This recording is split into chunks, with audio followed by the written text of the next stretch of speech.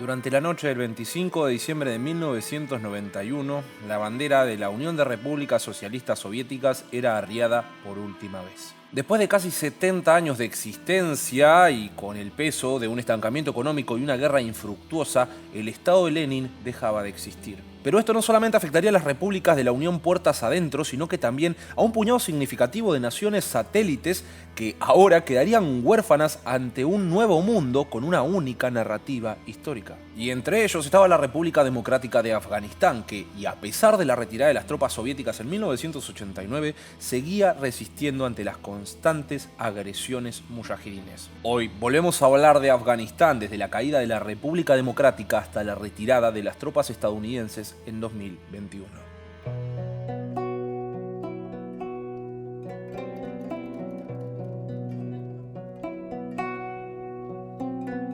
Como les acabo de introducir, junto con la caída de la URSS, la República Democrática de Afganistán perdería definitivamente lo último que le quedaba de apoyo armamentístico internacional para luchar contra las fuerzas mujahidines. Y si bien lograrían resistir algunos meses más, luego de la renuncia de Mikhail Gorbachev, para abril de 1992 la situación terminaría por desbordar al Estado socialista afgano. Después de años de combate y armados por los Estados Unidos, los fundamentalistas islámicos tomarían Kabul. Y a partir de este momento, narrar los sucesos que ocuparon al Afganistán de los años 90 se vuelve un caos. Quien ocuparía el cargo de presidente sería Sighatullah Mojadedí y a partir de este momento el nombre oficial del país sería Estado Islámico de Afganistán que, como nos sugiere su nombre, fue un régimen islamita, regido por la Sharia o ley islámica. Teóricamente, y a su vez la razón por la cual conseguiría un rápido reconocimiento y aval internacional, el objetivo de Mojadedí sería el de conseguir una reconciliación nacional después de tantos años de guerra civil en Afganistán, cosa que le resultaría imposible debido a las constantes pujas de poder entre sus comandantes que desde hace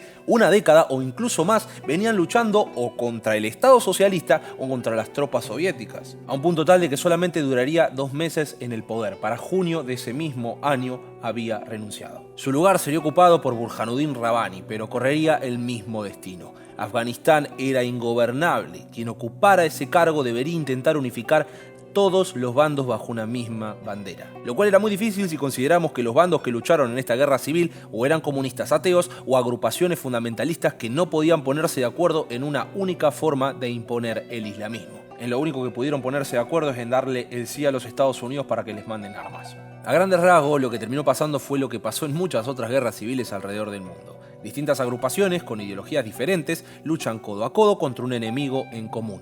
Pero cuando este cae, al momento de crear un nuevo estado se dan cuenta que el enemigo de mi enemigo es mi amigo, solo es una frase llamativa. Y el Afganistán de los 90 podría resumirse a un montón de fundamentalistas islámicos debatiendo cuál era la forma correcta de interpretar el Corán. Pero se supone que hay un estado, ¿no? Efectivamente lo había, pero estaba lo suficientemente ocupado intentando mantener el orden en Kabul, en donde la violencia era la norma, desde ejecuciones a plena luz del día hasta un montón de la infraestructura de la ciudad siendo reducida a escombros. El resto de Afganistán prácticamente estaba en manos de señores de la guerra.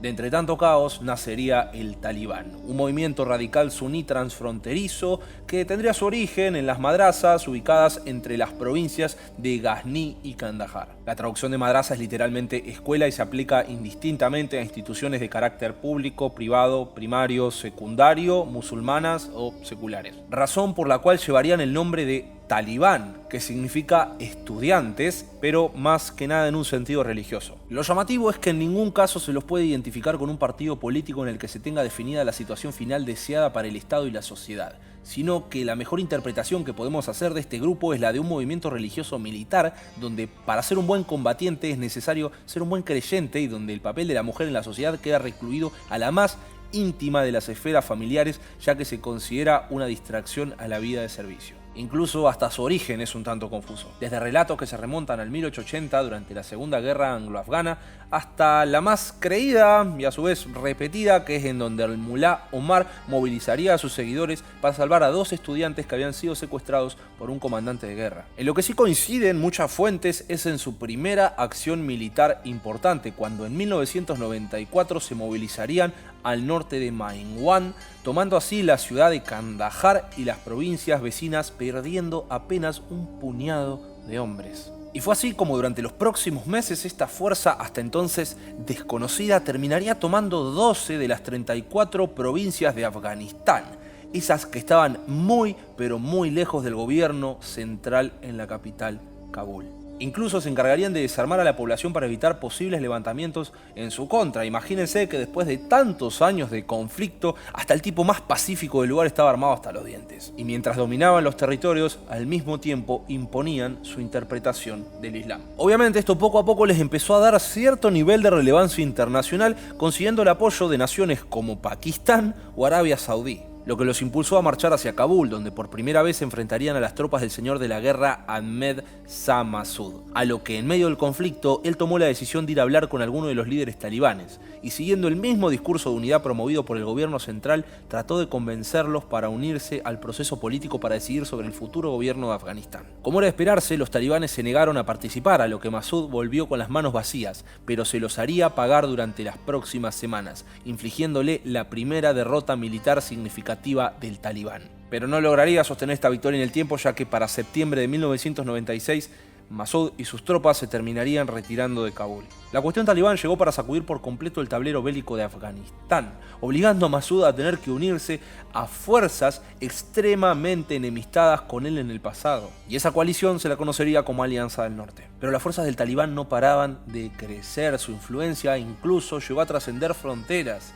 Hasta el propio ejército pakistaní les prestó ayuda. Para finales de 1996, más de las 2/3 partes de Afganistán estaban bajo el control de los talibanes. Y durante los años siguientes empezarían a ocurrir esos sucesos por los cuales hoy conocemos la violencia con la cual los talibanes se manejan. Desde las ejecuciones masivas, las formas de castigo brutales, los atentados y una represión sistemática y salvaje en contra de las mujeres, a un punto tal de que ni siquiera los afganos en general podían seguir tolerando este régimen. Durante los años siguientes, los talibanes, y ante la imposibilidad de poder vencer a Massoud y a las fuerzas de la Alianza Norte, les llegaron a ofrecer cargos políticos de poder para que abandone la resistencia. Pero Massoud se negó, a pesar de que en una ocasión le llegaron a ofrecer el cargo de primer ministro de Afganistán, y en su lugar él tenía una estrategia.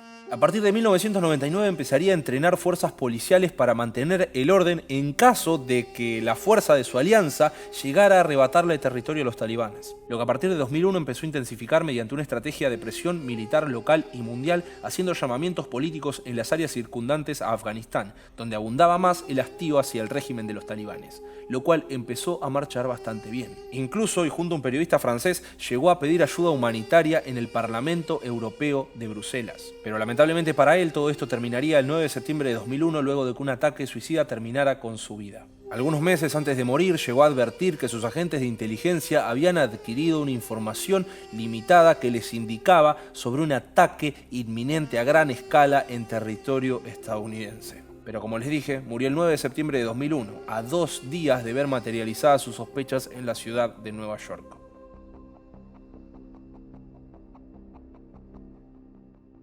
La guerra fue declarada después de los atentados que todos conocemos. Teóricamente para desmantelar a la red responsable y de paso volver a Afganistán un lugar más seguro, eliminando a los talibanes del poder. Más seguro para ellos, principalmente. Para quienes ya hayan visto el primer video que hice sobre Afganistán, que les dejé acá arriba en las tarjetas, sabrán el papel que tuvo Estados Unidos durante los conflictos en Afganistán en los años 80. Pero para los que no, les hago un breve resumen. En 1978, y tras un estallido social, el Partido Democrático Popular de Afganistán consigue dar un golpe, llegando así al poder, creando un Estado socialista y una nación satélite de la Unión Soviética. Pero una lucha interna de poderes derivó en un nuevo golpe apenas un año después. Por esta razón, la URSS, quien protegía al Estado proletario, ocuparía el territorio desde 1979 hasta 1989, a pesar de que rápidamente consiguieron restaurar el orden socialista en el país. ¿Por qué? Se terminaron metiendo en una guerra contra las guerrillas mujahidines, que entre sus benefactores estaba nada más ni nada menos que los Estados Unidos de América. Ante la imposibilidad de encontrar una salida, los soviéticos se terminaron retirando de Afganistán. Pero Estados Unidos tampoco tenía entre sus planes controlar a las fuerzas a quien les prestó su financiación. Su único objetivo era el de joderle la existencia a la URSS. a pesar de que ahora el pueblo afgano tenga que lidiar con la violencia del fundamentalismo islámico. Por esto había pasado a ser una cuestión tan personal, y no solamente por los atentados que ocurrieron en 2001 en la ciudad de Nueva York, sino que esto también tenía implicancias sobre el papel que ellos habían cumplido durante la guerra de Afganistán en los años 80. Pero esto tenía una implicancia todavía más oscura que la de armar a los mujahidines. Poco después de que la Unión Soviética interviniera a Afganistán, un conocido yihadista de origen saudí, así como miles de otros islamitas alrededor del mundo, se unieron al conflicto. Y este mismo sujeto, para 1980, empezaría a reclutar guerrilleros y establecer sus primeros campamentos. ¿Pero qué tiene que ver Estados Unidos con este personaje? Bueno, porque recibió entrenamiento de la CIA para, entre otras tantas cosas, mover fondos, a hacer explosivos, a codificar sus mensajes y posiblemente de lo que más se arrepintieron en el futuro. Le enseñaron a esconderse. Y aunque está lejos de ser una justificación, hay que entender el porqué. Estados Unidos iba a apoyar incondicionalmente a los grupos mujahidines sin importar su ideología o sus objetivos. Si ahí iba a estar la URSS, ellos iban a estar ahí para hacerles la contra. Por lo que estos fondos a los mujahidines de la resistencia afgana iban a beneficiar de forma directa o indirecta a este famoso yihadista saudí. Cuando los soviéticos dejaron Afganistán en 1989, este tipo volvió a su país siendo considerado un héroe. Pero no pasaría mucho tiempo para que este guerrero antisoviético se empezara a desconocer con las tropas estadounidenses. Y si este título de guerrero antisoviético te parece pomposo, no son mis palabras. Son las de un diario británico, The Independent, en el año 1993. Un guerrero antisoviético que pone a su ejército en el camino hacia la paz. Occidente no tenía una idea de lo que le esperaba. Se cree que las objeciones de este famoso yihadista saudí hacia las tropas estadounidenses durante la Guerra del Golfo lo llevaron a tener malas relaciones con las autoridades de su país. Y este caldo se iba a cocinar durante casi toda la década de los 90, como para que en 1998 este tipo promulgara varios decretos religiosos declarando una guerra santa contra los Estados Unidos de América, al cual acusaba, entre otras tantas cosas, de saquear los recursos naturales del mundo musulmán y de haber ayudado e incitado a los enemigos del Islam. Teóricamente, la meta de este tipo era el de involucrar a los Estados Unidos en una guerra tan grande que terminara con los gobiernos musulmanes moderados y así poder restablecer el califato, es decir, un único Estado musulmán. Y esto es lo que lo llevó a cometer el atentado que lo pondría entre los 10 tipos más buscados por el FBI en todo el mundo. Y una vez perpetrado, el gobierno de los Estados Unidos le exigió a los talibanes que entregaran tanto al yihadista como a su red, obviamente porque conocían esta conexión. Pero los talibanes se negaron, error que les iba a costar carísimo. Estados Unidos invadiría Afganistán el 7 de octubre del 2001.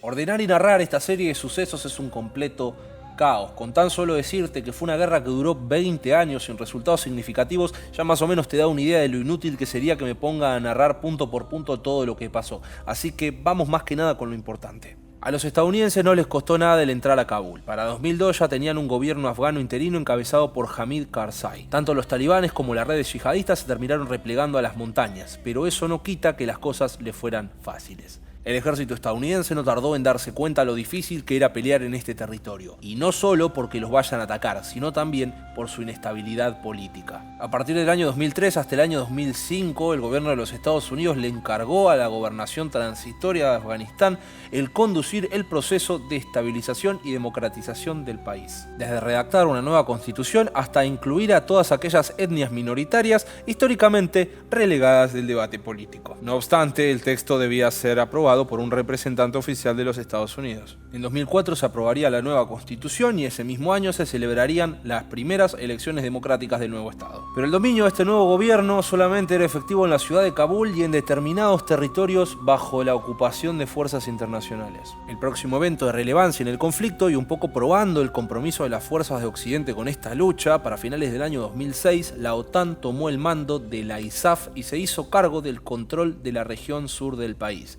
Pero a pesar del poder de fuego que manejaba el bando estadounidense, Afganistán probaba una vez más ser una máquina tragamonedas. Mientras más fuerzas llegaban al territorio, más escalaba la violencia. Y fue así como el 2009 terminó siendo el año más violento desde la llegada de las tropas al país en el 2001. Incluso ese mismo año Estados Unidos cambiaría de presidente, siendo la primera vez que esto pasaba desde que George W. Bush declarara la guerra. Ahora quien estaba al mando era Barack Obama. Pero como les dije, no hubo eventos realmente significativos, sino que hasta el 2 de mayo del 2011. ¿Por qué? Porque todos amanecimos con la noticia de que en la ciudad pakistaní de Abbottabad, un comando de élite del ejército estadounidense consiguió darle caza a la persona por la cual se habían metido al conflicto, el famoso yihadista saudí. Esto iba a poner un poquito de paños fríos al asunto, ya que se estaba empezando a caldear, pero tampoco es que duró mucho, porque un día las tropas estadounidenses bombardearon por error a las tropas pakistaníes, lo que lógicamente derivó en una crisis diplomática, pero afortunadamente lograron calmar la situación, hacer las paces y hacer como que no pasó nada. Posteriormente, en 2013, la OTAN traspasaría por completo la seguridad al Estado afgano, concluyendo así, en teoría, sus operaciones en el territorio, aunque terminó dejando poco más de 10.000 soldados operativos. Durante los años siguientes, la violencia siguió escalando, pero las políticas estadounidenses parecieron empezar a tomar otro rumbo. Con la llegada al poder de Donald Trump en 2017, Estados Unidos empezó a replantear cuál era su papel en el conflicto, empezando a preguntarse si realmente todavía existían razones por las cuales tenían que seguir ahí. Pero les aclaro, no es que las cosas estuvieran mejorando, o por lo menos que hubieran razones lo suficientemente significativas, si lo que estamos buscando es una razón, ¿no? Prácticamente tenían las mismas razones que en 2004 y encima, después de 2011, ya ni siquiera tenían un enemigo con nombre y apellido como el famoso yihadista. Esta posición antibelicista de Donald Trump sorprendió a muchísima gente, incluso de su propio gabinete, al punto de que su secretario de Defensa, James Mattis, renunció argumentando que sus puntos de vista no estaban alineados con los del presidente. Según él, y si bien había indicios de diálogo con los talibanes, él creía que esta reacción era completamente desmedida e injustificada. Diálogo que se terminaría materializando en 2019 cuando tanto Estados Unidos como el gobierno afgano y los talibanes llegaron a un principio de acuerdo en donde, en teoría, se estaba barajando la posibilidad de retirar definitivamente todas las tropas extranjeras del territorio. En primer lugar, sería una declaración de alto al fuego. En segundo lugar, los talibanes tenían que renunciar a toda relación con agrupaciones terroristas. Y en tercer lugar, no tenía que quedar ni una sola tropa estadounidense o de la OTAN en el territorio al cabo de 18 meses. Cosa que no fue así porque los talibanes siguieron con sus agresiones pese al alto al fuego. Lo cual terminó pateando la discusión unos cuantos meses más hasta febrero del 2020, en donde los Estados Unidos y los talibanes en teoría llegaron a un acuerdo sobre reducir la violencia, que básicamente consistía en no agarrarse a tiros por una semana, y si eso se cumplía, Estados Unidos iba a seguir conversando y a su vez sacando tropas. Por lo que unos días después, el 29 de febrero de 2020, Estados Unidos y los talibanes firman el Tratado de Doha, en el que se presentaba la retirada definitiva de las tropas estadounidenses de Afganistán al cabo de 14 meses. ¿Y eso iba a reducir la violencia? Para nada. Las agresiones de los talibanes hacia el ejército estadounidense o hacia las tropas afganas se extendieron durante todo el 2020 e incluso principios del 2021. En el camino, Donald Trump no consigue ser reelecto, perdiendo las elecciones con su par demócrata, Joe Biden, quien ahora se tenía que hacer cargo de esta papa caliente. Y contra la creencia de muchos, Biden decidió continuar el acuerdo promovido por Trump, firmado el 17 de abril. Tanto Estados Unidos como sus aliados de la OTAN y otros aliados se retirarían de Afganistán cerca de la fecha del 11 de septiembre del mismo año. Fecha que, si bien se distanciaba algunos meses de la fecha del 1 de mayo que había establecido la administración de Trump como la retirada, a 20 años de conflicto que le hacen unos meses más. Y fue así como Estados Unidos cumplió su palabra. Al menos de un mes de la fecha establecida se estaban retirando las últimas tropas estadounidenses del territorio afgano. Mientras que al mismo tiempo, el 15 de agosto del 2021, los talibanes entraban a Kabul después de haber conquistado prácticamente todos los territorios capitales de Afganistán. Kabul era el jefe final y no había quien lo defienda. El resto lo puedes ver en las noticias. Hace décadas que venimos normalizando que Oriente Medio sea un polvorín, a un punto tal de que en muchas ocasiones ni siquiera nos preguntamos cuáles son las razones detrás de estos conflictos. Podés justificar el imperialismo, podés rechazarlo, pero tampoco es que vayas a tomar partido al respecto, porque una parte de vos probablemente ya haya asimilado de que no queda otra. Sea cual sea la salida, siempre va a ser mediante la violencia. Lo cual es entendible si consideramos las enormes diferencias que hay entre la idiosincrasia occidental y el fundamentalismo islamita, pero Después de todo, se está discutiendo una cuestión religiosa, razón por la cual adoptar una posición ante este conflicto, y si lo que se busca es tener una posición coherente, está muy lejos de ser una tarea sencilla. Y si ya te convenciste con una fantasmagoría como el discurso de la libertad, anda máquina nomás, nadie te detiene.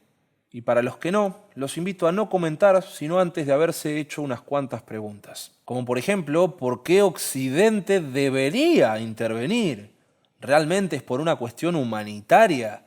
¿O por qué consideramos que nuestra fe judio-cristiana debería ser puesta en un pedestal de la moralidad? ¿Y cuál es nuestra autoridad para señalar fundamentalismos si la Iglesia católica y protestante hasta hace no mucho tiempo formaban parte de todos los aspectos de nuestras sociedades? Y que se haya moderado no quiere decir que no lo siga haciendo. Incluso que no pase en tu país no quiere decir que no pase en otro país. Después de todo, como les dije, estamos debatiendo una fantasmagoría. E incluso si dijéramos que sí, ¿estas son razones suficientes para justificar una intervención extranjera? ¿Y por qué no medimos al resto del mundo con la misma vara? Y esas son respuestas que yo no se las voy a dar, son ustedes los que las tienen que encontrar. Y sea cual sea su conclusión, les pido que sea mediante la contrastación y no mediante repetir discursos justificantes que poco tienen que ver con el debate en sí. Buenas noches.